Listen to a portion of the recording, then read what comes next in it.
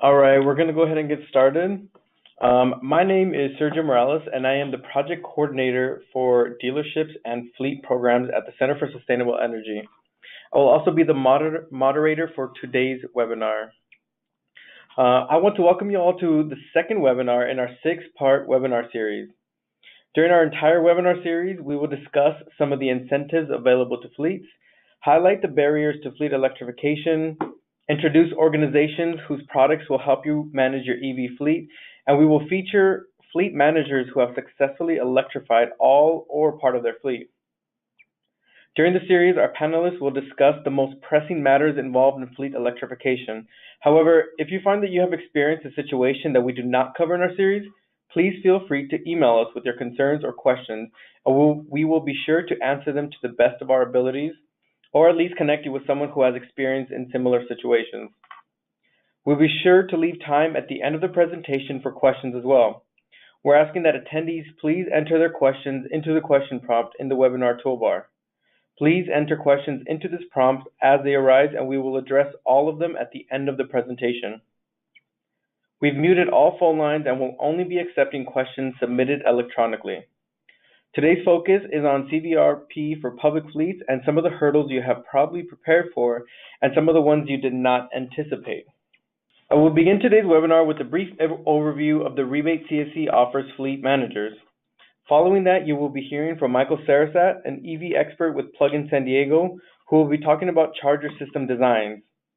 We will also be joined by Gregory Nishihira, Assistant Director of Fleet Services at the University of California, San Diego, and he will be discussing how he accomplished the task of fleet electrification. With him is Kevin Norris, Associate Engineer at UCSD and subject matter expert on the EV charging infrastructure side of things.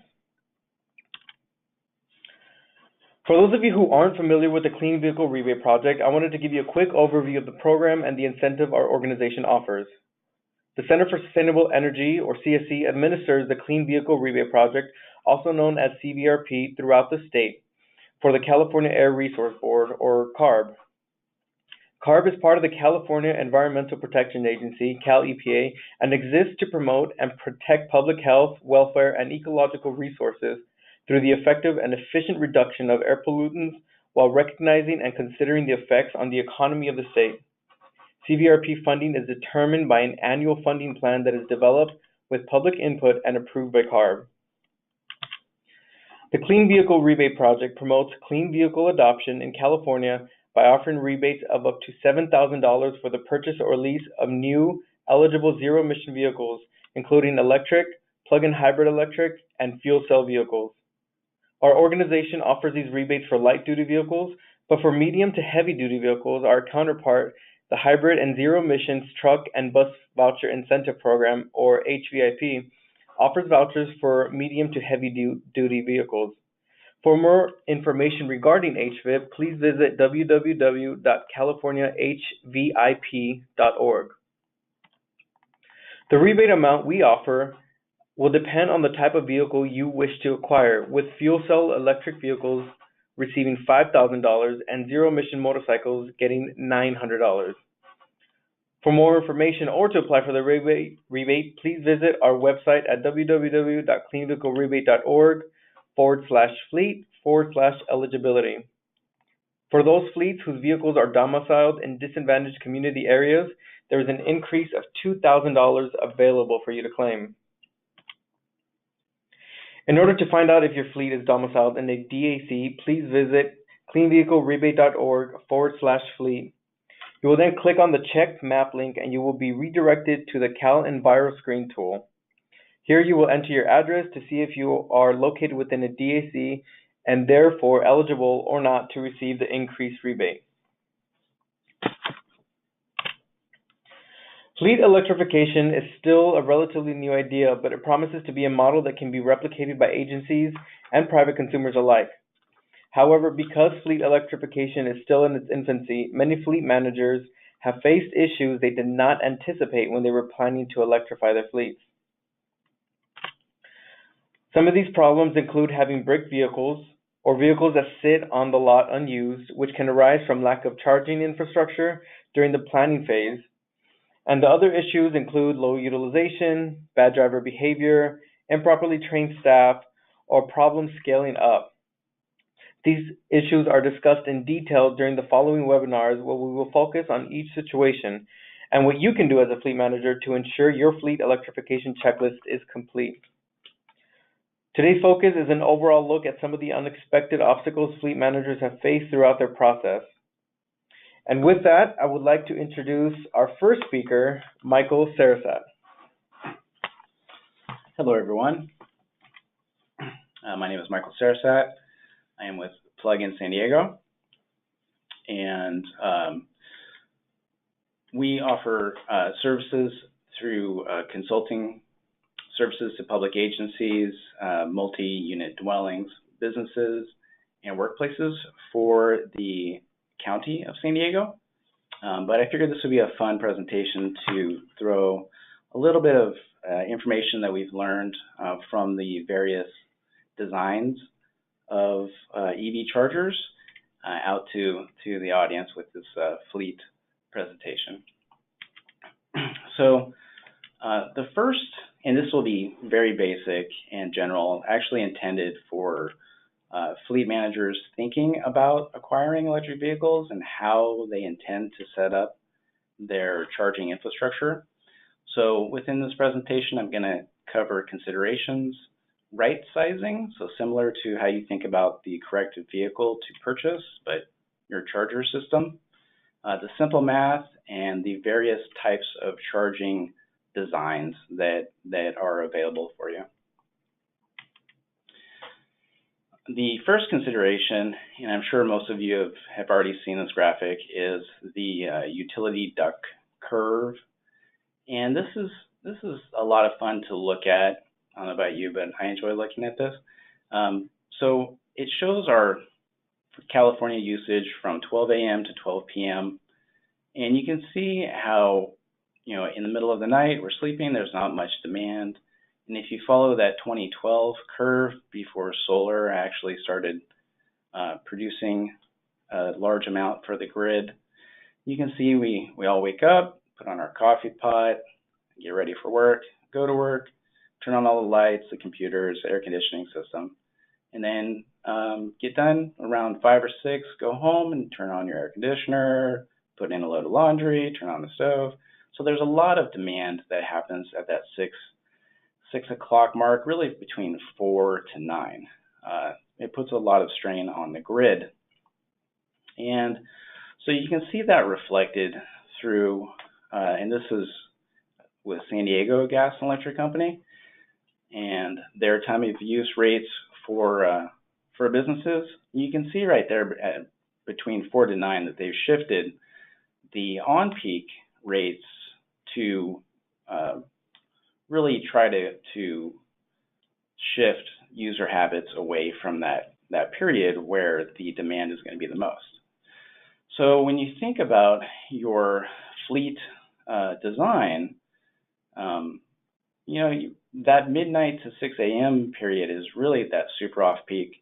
When you're looking at an electric vehicle system, that's where you're going to get your return on investment with providing the fuel for those vehicles at the lowest cost. So that's kind of a good consideration to think about. And then right sizing.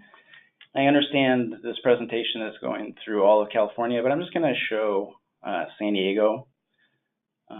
So the crosshairs on this graphic would be over the San Diego Zoo, which is pretty much in the middle of San Diego. And that first radius is a 10-mile radius, and the second one is a 20-mile radius. So that kind of shows you that an electric vehicle traveling 40 miles a day, you can probably get there and back without too much work. I would reduce this graphic by about 25% to accommodate for stoplights and traffic and hills. This is all a straight line graphic, but it's a good idea that 40 miles, 60 miles a day, you can go from San Diego up to La Mesa, over to Santee, to La Jolla, OB, back to San Diego, and you're looking at about probably 60 miles a day average. So I'm going to use 60 miles for our calculations. Seems like a fair daily driving use for a business. When you look at the electric vehicles, for the most part, electric vehicles will get between 3 to 5 miles per kilowatt hour. And if you don't have a firm understanding of miles per kilowatt hour, the same way you think about miles per gallon, just think of a kilowatt hour as a smaller unit of energy. And then driving habits, if you drive with a lead foot, you're going to get about 3. If you drive very gentle, you'll get 5. So I like to use 3 for my calculations. So now we're going to get into the advanced math part of this slide. So if you're trying to calculate for 60 miles per day, and then we're going to divide that by 3, you're looking at 20 kilowatt hour that you will need to recharge that vehicle to prepare to use it the next day. So how can you do that? You have level 1 chargers, which is your common 110 plug that you see throughout everywhere, and also level 2s that you see with most dryers and machinery, and I'm sure throughout your building there's plenty of 240 volt outlets. So the math is simple. You multiply 120 volts times 12 amps, and that gives you 1400 watts. And then you just move the decimal space over 3 times to make a kilowatt. So 1.4 kilowatt per hour is what a level 1 basic plug can produce. And then the level 2 is the same math. So now you're looking at 7.2 kilowatt per hour that the level 2 can produce. Now going back to that time of use map, between midnight and 6 a.m., that's only 6 hours. So let's go back to this graphic and do some simple math. So with the level 1, 1.4, and we're looking at the green text, 1.4 times 6 hours equals 8.4 kilowatt hour. And remember, our target is 20 kilowatt hour to recharge that vehicle. Well, that's not going to do it. And then the bottom one, 240 times 30 amp, which 30 amps are on the lower end scale of what you can set up for your system. So 7.2 times 6 hours, that's 43 kilowatt hour. That's almost double what you need. So that should kind of give you a nice general idea of not creating a system that's too small or too big. And, so just do that basic math to figure out what you will need based on your daily driving mileage. So now we're going to get into what types of charging systems are common. And the first one is just that simple, 110 plug with outside with the weather resistant outlets, and you can just run, if you have room in your sub panel, run conduit out to the plugs. And most electric vehicles come with a 110 charger, so your overhead expense would be minimal. So the pro is it's inexpensive. Con is that as your fleet builds, or if you need to drive further per day, that system may not be enough and you'll have to upgrade in the future.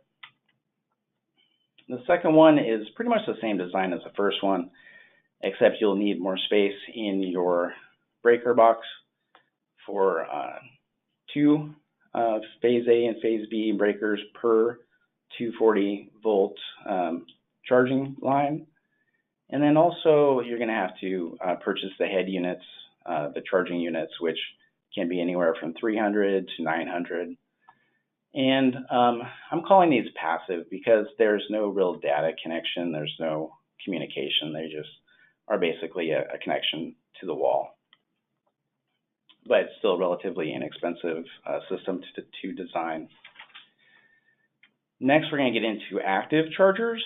And active chargers are where you now see Wi-Fi or a data subscription, where the charging units can communicate to a cloud or a dashboard that you can now see and pull information from who's charging at what chargers and how much electricity you're using for your electric vehicles versus the building demand.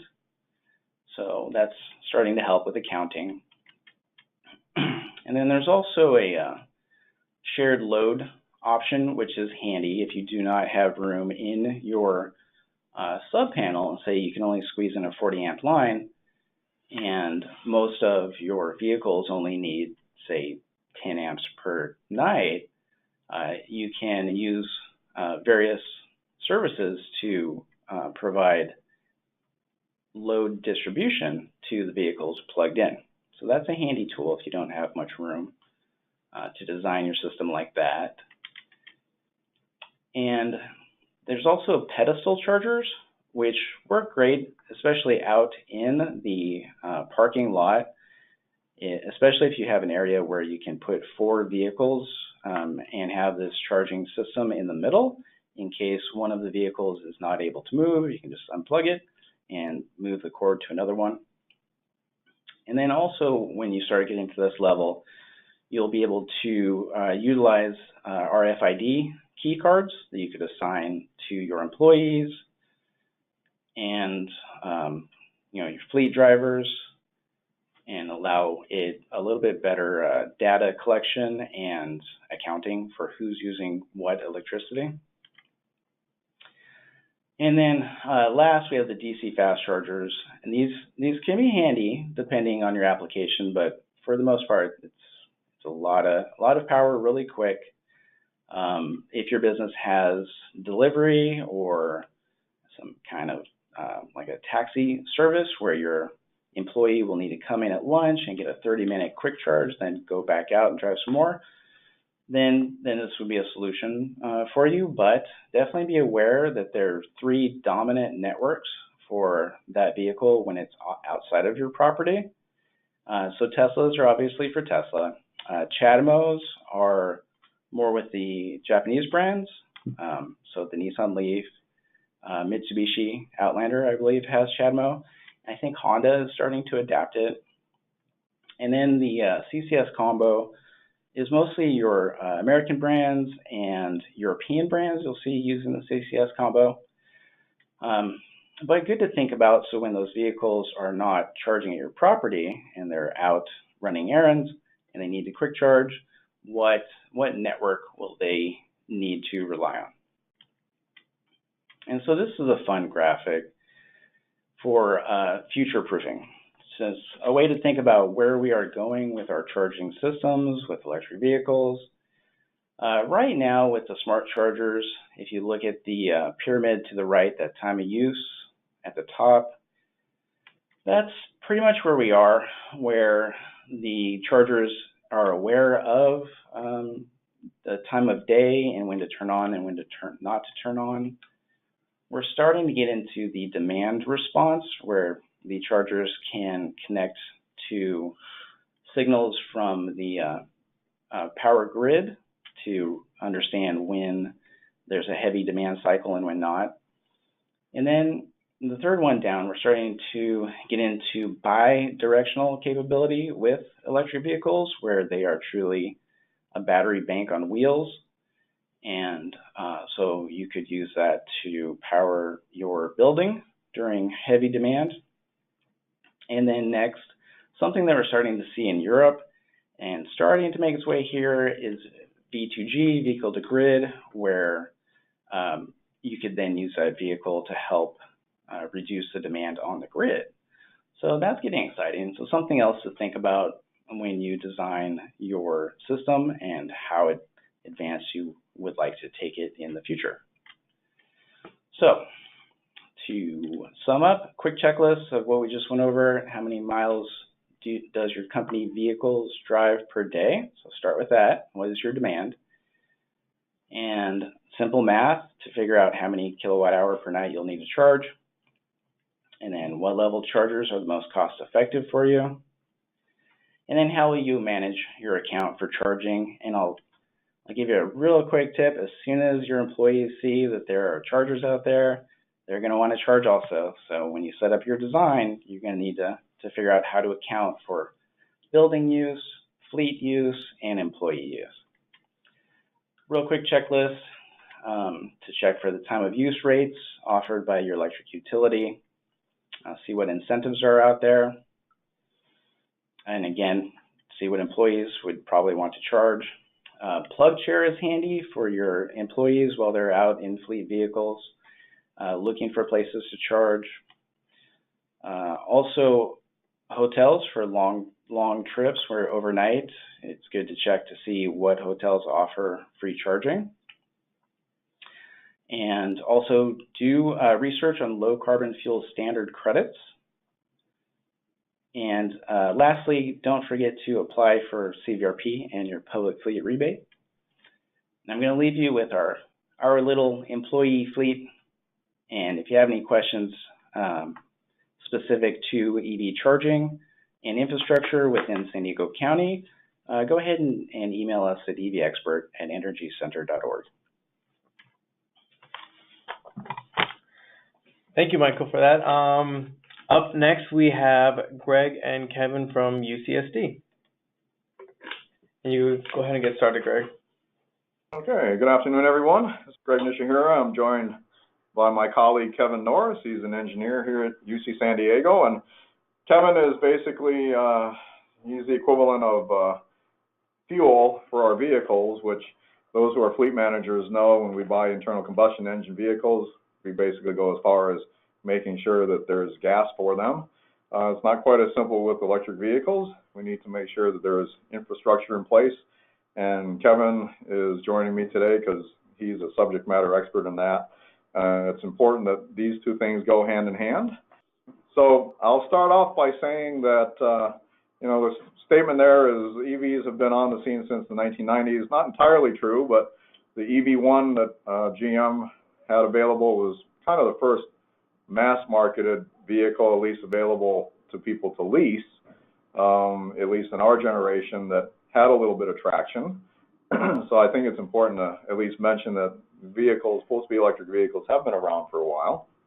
And of course, after a few years, those who can recall, GM decided to terminate the leases and was not very popular with those who loved electric vehicles at the time, and they kind of disappeared off the scene. And because of the direction that our country has been taking more recently, fortunately the manufacturers are embracing electric vehicles again.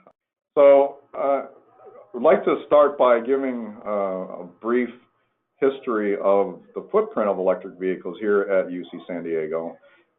Pretty much it started in 2000 where we partnered with GEM, and then in 2002 with Think, to bring NEVs to the campus. And basically that established a footprint here. That vehicle that you see on the right is actually still in use today, and so is the one on the left. And the one on the right there is a 2002 Think cart, which was donated to us by Ford. And as a department, we pretty much just charge insurance for the department to use that cart. So that, it started then, and we, decided that, this is definitely a solution to our mobility needs. Electric vehicles, we like the fact that the campus actually generates about 85% of the electricity that we use. We have cogen plants here on campus. We started to move toward a large-scale use of LSVs and NEVs as mobility solutions in 2006. And there are now over 400 electric carts on campus, of which roughly 360 are LSVs or NEVs. Those roughly 40 that are not are vehicles or electric carts that do not have a VIN number. So that kind of helps to, with differentiating what's an LSV, NEV, and what's not street legal technically. So we have a lot of them here, and they've worked out pretty well. And moving toward this as a new mobility solution, I mean, we ran into issues that we never dreamed of with these electric carts that they're going to apply to full-speed electric vehicles that you see on the market today. Just to give you one example, when we first started getting a lot of our carts back in 2006, we distributed them to operators, end users. They thought, oh, great, let's give it a try. And 2 or 3 days later, they started coming back complaining that, the carts quit running, and we're kind of in a panic. What's going wrong? What happened? And, I guess, we failed to tell them that they needed to plug them in. to recharge the batteries on the carts. So, I mean, it can be as basic as that, that you're going to run into some people who will have no problem adjusting to electric vehicles and some that are totally green behind the gills. So start off by making sure everybody's educated. Next slide, please.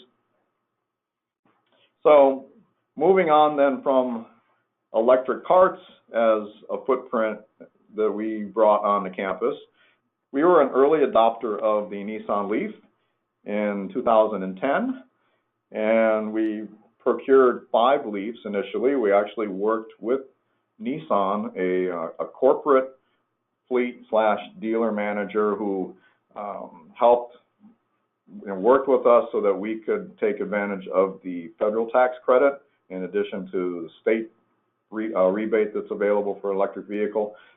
So sometimes this can happen today. We always try to keep this door open.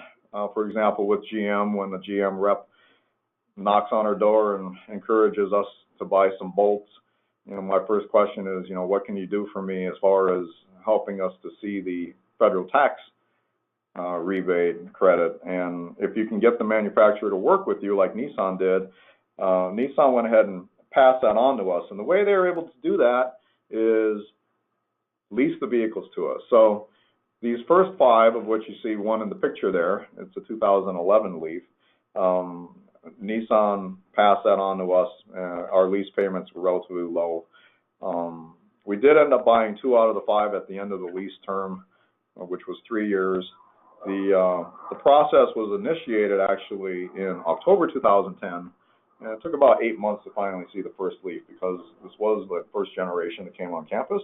So I think this is a perfect place here to segue into, my colleague Kevin here. Naturally, we don't just purchase these vehicles and then, there's in the picture there you see a blink charger, which is, one of the first generation chargers here on campus. It just doesn't happen overnight. So Kevin is involved with the infrastructure, and Kevin will touch upon that now. So you can see in this picture that that's an older blink charger. Back in 2011, we installed 26 of these chargers on campus through the EV program with Ecotality. At that time, we installed 26 chargers. I was thinking, why are we installing so many? That was the field of dreams, we call it. Build it and they'll come. And since then, we've renamed it to Tiger by the Tail. We currently have on campus 183 right now, just charge point. On top of that, we have another 20, and that's just level 2s. In addition to that, we now have 4 DC fast chargers on campus as well. I can go on some different slides on how much power and everything and how we got these installed, but right now, that was the first generation, and like I said, it was what are we doing with all of these? But we really filled this out in the blink of an eye, actually. So. Yeah, so it's important that the infrastructure is in place, because it becomes the old question of which came first, the chicken or the egg. You don't want to aggressively procure electric vehicles because they tend to be costly. Knowing though that they are less expensive to operate, as you move forward with them, and I'll touch upon maintenance a little bit later on, at least our experience here at UC San Diego. So it's important that as the fleet managers that you talk with the people on your campus who are involved with infrastructure, especially power needs, because you can't just expect to have a charging station situated somewhere like near an end user. Will say, well, where am I going to plug this in? And they're thinking, well, 100-foot extension cord, and drag it out, pull it out through the window, and then drag it across the parking lot, and then plug in the vehicle. It just doesn't work with full-speed electric vehicles. It can with carts maybe, as long as the cord's not a trip hazard, but it's not going to work with EVs. So it's important that that these are aligned, the charging station infrastructure, along with the resources that you plan to devote to procuring the vehicles. So there are currently 58 full-speed electric vehicles here at UC San Diego and 5 plug-in hybrids.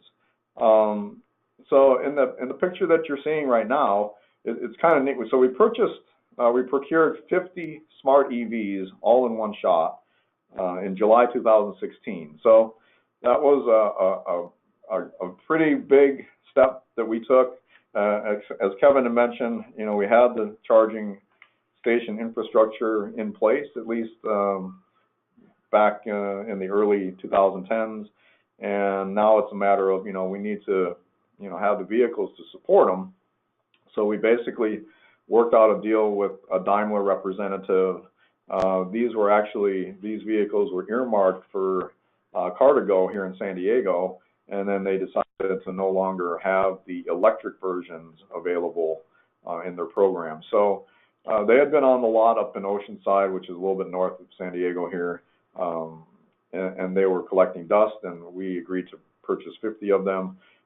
So, you know, just even in the one picture on the upper left there, already it's a change of thinking, because normally those car carriers, of which there's actually 3 of them in a row there, they're meant to handle 3 vehicles, but we're able to get 5 smart EVs on each one. So the footprint that these vehicles take on campus is much smaller than a traditional vehicle, which is very important to us because space is at a premium here at UC San Diego.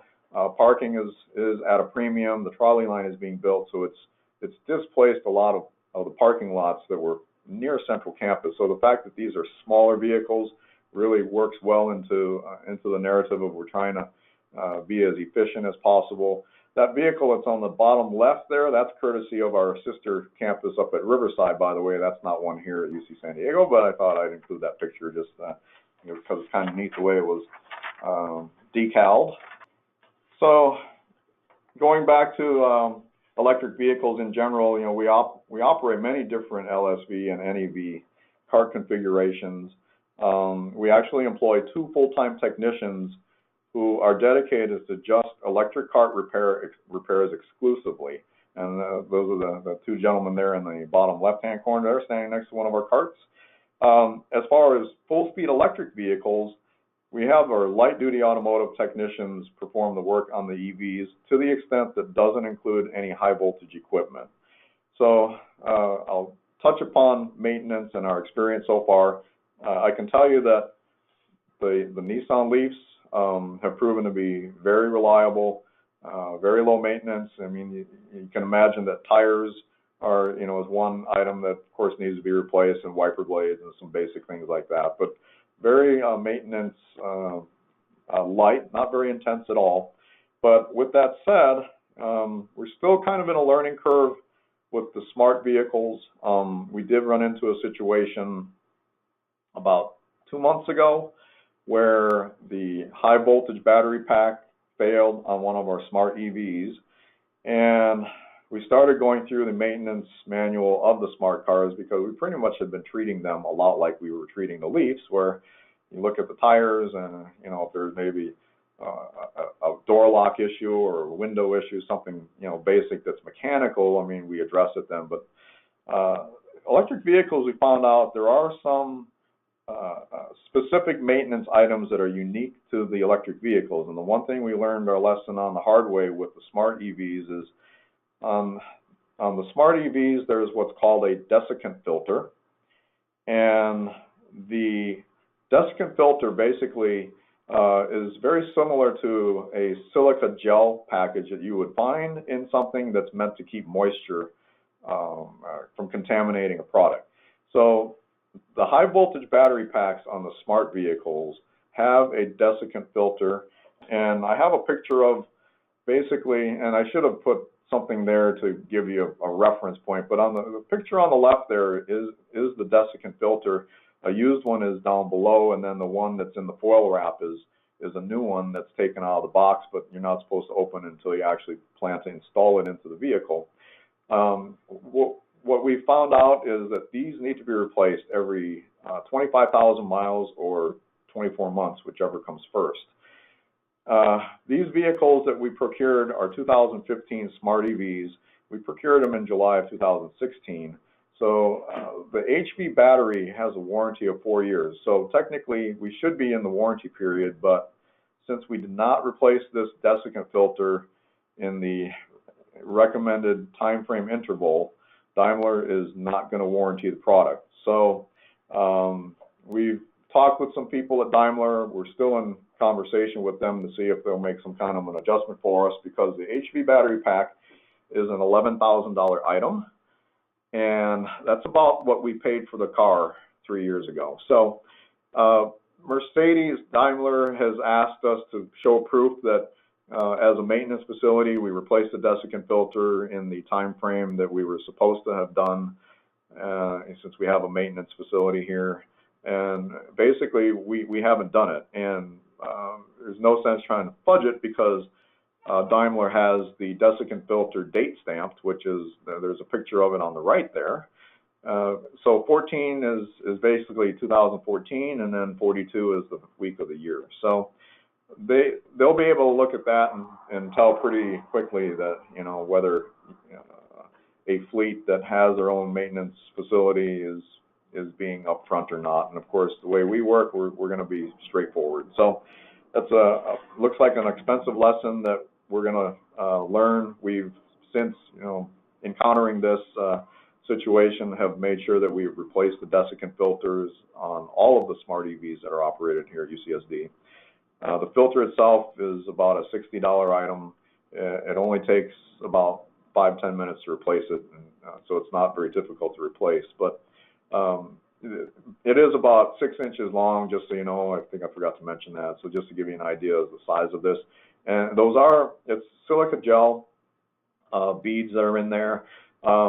Not damp at all whatsoever in any of them that we've removed from the cars, but they do have a very strong chemical smell.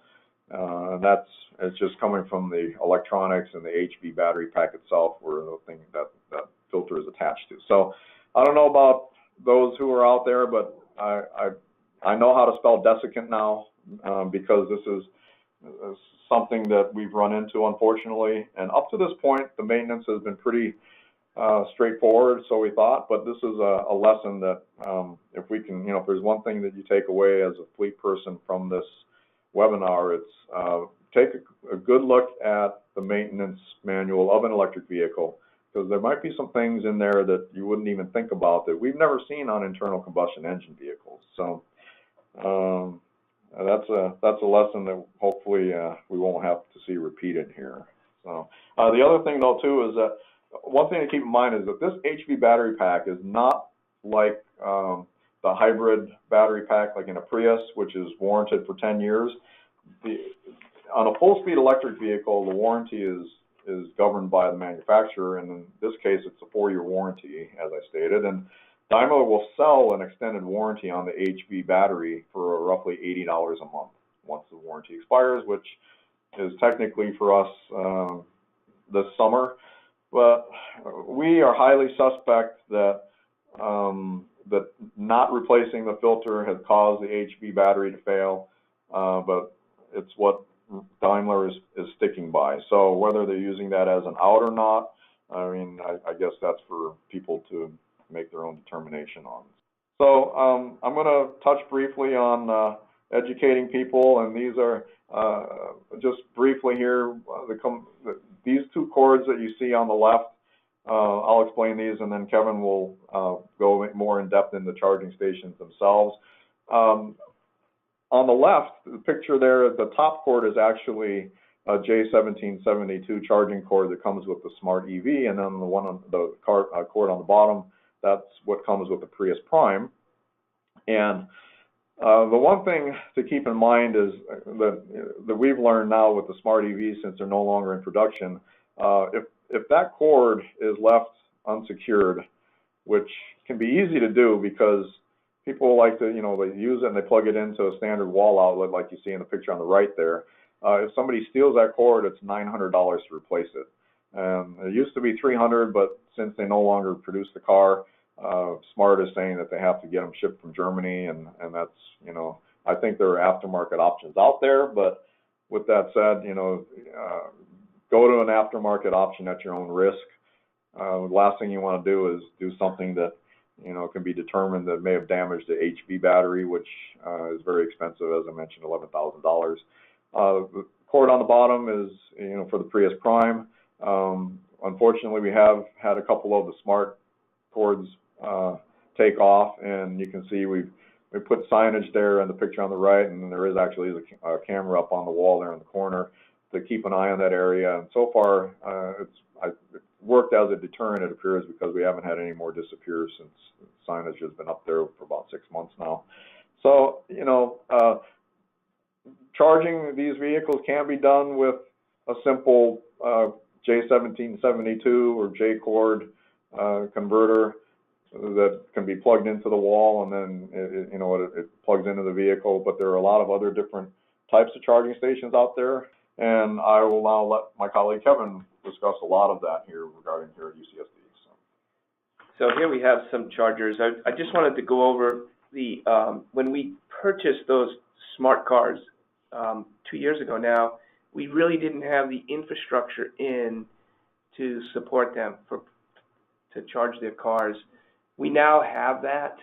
So what happened, a lot of the people, they use those plugs that Greg showed you on that previous, that's the level 1. We really want to get away from that.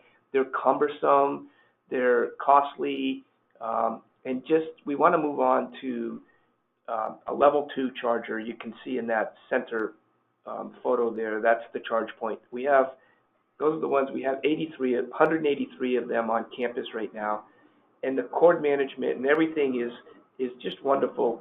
We actually get a lot of data on those too. We've missed out on a lot of fleet data when everybody was just using that level 1. You can see one of those cords on the bottom there too, where someone just left it there. And that's what happens when they come back. They think that they're going to park in that same place and their cord's going to be there. Well, it's not. Someone else took it.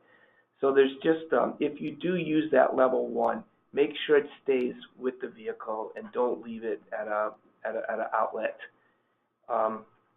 So we beefed up our infrastructure. On the top left there, that's what we call a make-ready site. You can see the pedestals there. Inside those pedestals, we have circuits. There's actually 2 circuits in each pedestal for level 2 charging, and that's a 40 amp, not a 30 amp that was mentioned earlier. Most of the level 2s are 32 amps, so you need a 40 amp breaker. 2 circuits each pedestal. Next week, I'm going to be installing some juice box on each one of those, 10 of them.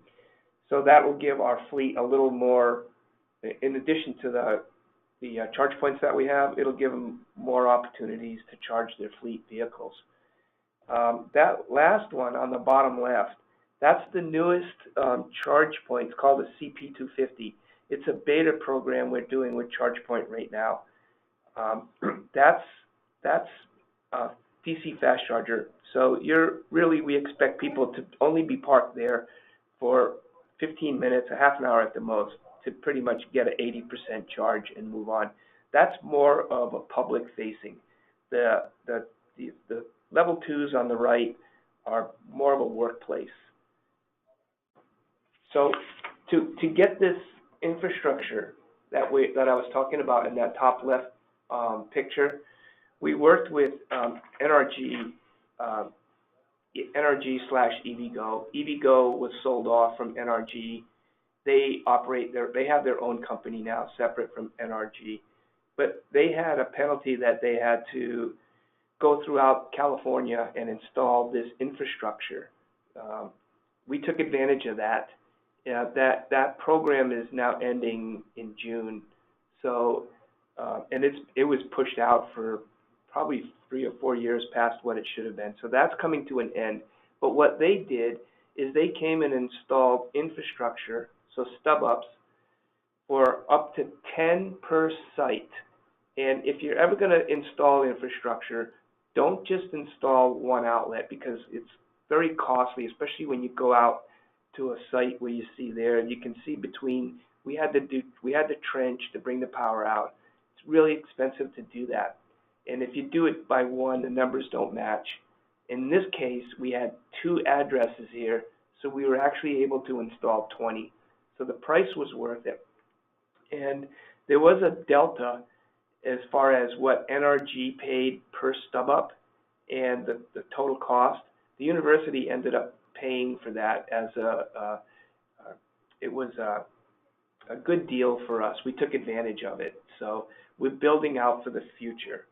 So there's other programs out there as well. Electrify America, I don't know if you've heard about that. They're just finishing up their first round, and we're installing some of their chargers on campus as well. They'll come out and install the infrastructure and the charger. So all OPEX and CAPEX is covered for 10 years. They'll come out and install it, own it, and operate it for 10 years with no cost to you. So you should get in on that second round that's coming up this next year if you're interested in installing some of this. You can use it for both fleet or public. If you notice that picture above the charger on the right, so the top part just talks about electric vehicle charging. That's 4 hour daily, that's for public. And then in the evening from 11 to 7 is when we shut it down for public, and it's just for fleet only. We actually have people that work second shift. They move their vehicles over to these different chargers around campus so that the vehicle can be charged for the next day. So along with, you know, the charging stations, educating the end users, you know, the operators, as I mentioned with carts, you know, some of them are more knowledgeable than others, but range is, of course, a big issue. People need to understand what the range capacity is, and we've talked about, well, anytime there's a conversation about EVs, the range anxiety issue comes up.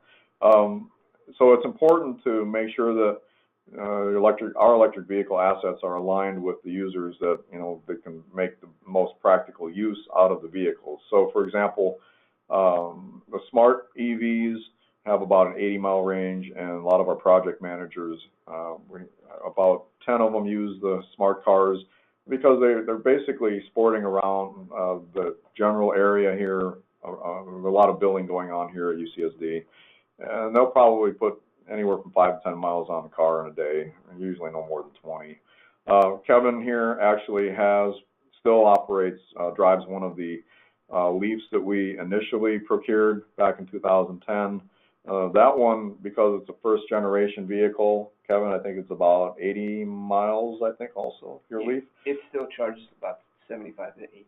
Yeah, so the early generation Leafs do not have very high range, but the Leaf is now in its third iteration, if I'm not mistaken, and the range now is around 225. It just recently went up from 175 roughly. So the technology improves in battery electric vehicles. The cadence of it is something that we watch very closely. As you know, as part of the UC system, we are trying to be carbon neutral by 2025. And although the fleets only represent about 1% of the carbon footprint, we are one of the most visible things to the public. So we're always trying to find an electric vehicle solution that's out there. And one thing I think words of wisdom to other fleet managers out there is, you know, be careful about in making a large capital expenditure. I know we have been here at UC San Diego, unfortunately, because companies have come and gone. They've had the unfortunate situation of being undercapitalized, and if they go out of business, then you don't have the service and support that you need down the road. It's very thin right now in the area of like vans and pickup trucks. With that said, it appears that Ford will be introducing a full-speed electric pickup truck here in the 2020 model year. And Nissan actually has an NV200, which is a small cargo van. They have an electric version that's available to the European market customers, but they have not been able to introduce it in the United States because of safety issues that involve the structural frame. I believe it's the A-pillar. Nissan, you know, is looking at it right, and the engineers are trying to determine whether it's worth the engineering investment to modify it if there is enough volume that can offset that cost, you know, so they can introduce it to the U.S. market. I think those fleet managers who are out there who who go to the trade expos and the shows and see a lot of the aftermarket companies that are out there converting to electric, know that there are vehicle options out there. I'm not going to name any specifically, but we have the benefit at UC San Diego of discussing some of the experiences that our sister campuses have had if they've purchased one or two of these vehicles. And so far, I think the jury's still out. Like I said, the cadence of technology continues to improve. Hopefully, as this gains more traction, we'll see more and more options that are offered, like from Volkswagen, for example, or even GM and Ford. So we see the benefits. These vehicles are zero emissions, and it can be charged with electricity that is clean, quote unquote, or renewable, and a combination thereof. And then there also are other applications now with electric vehicles, such as a power source for grid charging. And I will, I'll conclude myself here by saying that, we're optimistic that EVs will be an increasing solution to our mobility needs in the future as we strive to be carbon neutral by 2025. I'll let Kevin end by talking about the future, what the future holds, and even grid charging. Briefly, that picture you see there at the end there, we are very heavily involved in research, as Kevin mentioned. This is actually a cart that's outfitted with autonomous driving equipment by a company out of Illinois called Autonomous Stuff, and that's what the logo is on the front there. But that's a $100,000 plus cart that's upfitted, and it's here for research, and we actually have 2 of those here at UCSD. But Kevin, you want to handle this here? So real quick, the future. So our goal at UC San Diego, well, throughout the UC system, is being carbon neutral. And that a lot of that has to do with our fleet and the people that drive here to campus. So our fleet, the buses years ago were diesel. Now we pretty much have all of them. I think there's one still at biodiesel, but most of them are at CNG right now. And then the end game is actually to get them to electric buses. And as more the industry comes up to electric buses, they're becoming more attainable. As part of that DC charger that I showed you earlier, we're actually getting ready to install a few more out at our East Campus site, right next to where we park our buses. So they'll be, again, public during the daytime, and then when the buses come in at night before the next round in the morning, they'll be able to go over and use that same DC fast charger and charge that bus at night. Different programs throughout the utilities. I know SDG&E has one similar. They're working through where they'll install DC fast chargers as well. I'm not sure how your campus is or how your setup is, but that's something that we're going to be taking advantage of as well. There are a lot of programs out there, but they will be going away. So if you're going to get something, get it now. Another thing I want to touch on is LCFS, low carbon fuel standards. That's with CARB. You have to record your usage. That's why I really encourage you to, another reason why I really encourage you to not so much get into the level 1, the outlets in the wall. They're just cumbersome, and you're going to see they're going to be a pain for you. So if you're able to record your usage, and it's a quarterly report to CARB, they actually reimburse you, and for us it's actually covering the cost. It will be able to cover the cost of electricity. So it's going to be a win-win for everybody. Some will pay for the infrastructure, some will pay for the upkeep. But either way, it's a wonderful program that CARB has right now, and it's worth recording the power use that's being dispersed, and that actually has to do with CNG, any other your renewables. So I really encourage you to get involved with that program as well. So another thing, real quick, with these carts that you're seeing here, maybe not so much this one, but the newer ones that we're getting, They're actually coming with this J1772 plug on them and a deep cell battery. So same thing, instead of having that cumbersome plug cord running out of the windows and everything, you can really be organized, record the power that's being used, get reimbursed through your LCFS, and get these cards with that J1772 so you can use the level 2 charger and the deep cell battery. In the long run, it's going to be your best option. So with that, the future to me will be not just level 2, but these DC fast chargers, especially with the big vehicles. We met with our warehouse folks. We have a warehouse about 2 miles off campus, and they deliver all the goods on campus from there. All the tractor trailers are supposed to go there. There's a smaller fleet over there that delivers everything on campus. We met with them a couple weeks back. They're looking to what they call electrify the last mile. So everything that's delivered from our warehouse to anywhere on campus, they want to get these electric vehicles, as well as the Amazon that's delivered on campus. Amazon will go out to that warehouse off campus, deliver everything there. So we're looking at smaller vans for delivery, as well as medium-duty trucks. And so we're getting into that.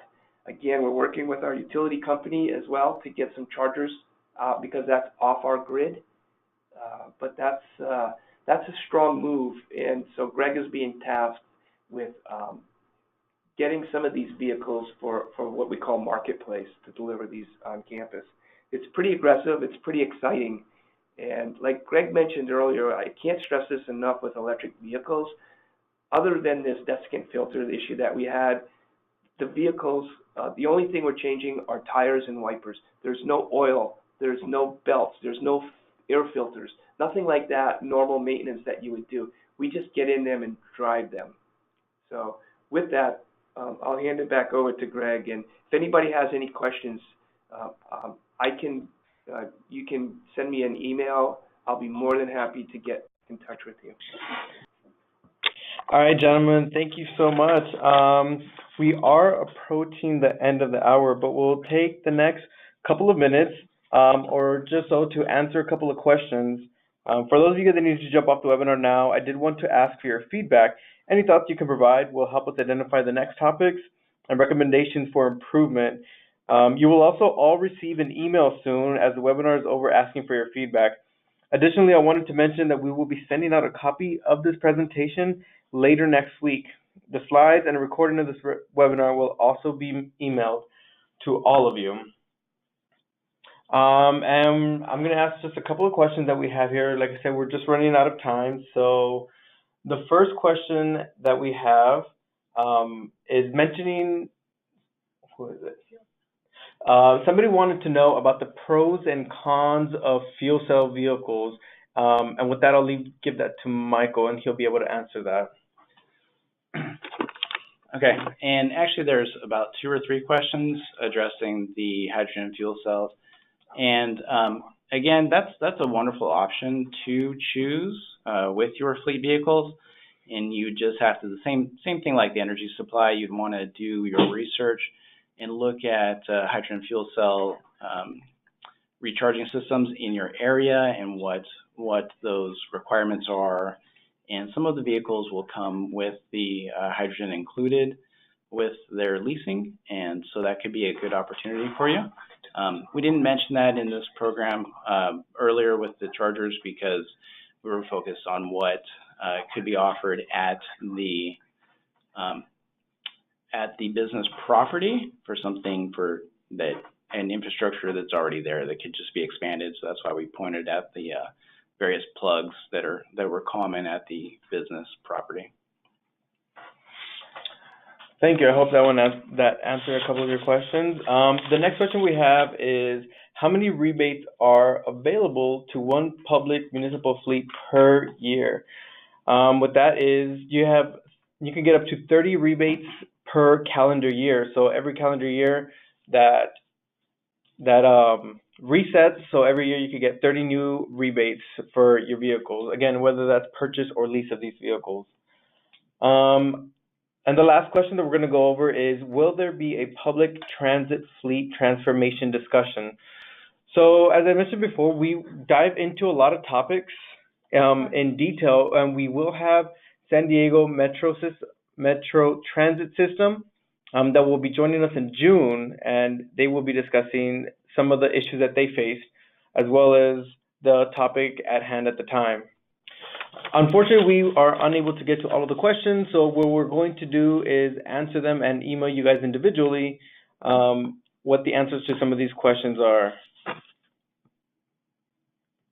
Again, if we didn't provide any answer to your questions, we will do so via email. And finally, next month's webinar, Do's and Don'ts for Infrastructure Charging, will dive into best practices for infrastructure charging and proper data management, which is one of the big questions that a lot of people had as well. Thank you again, Mike.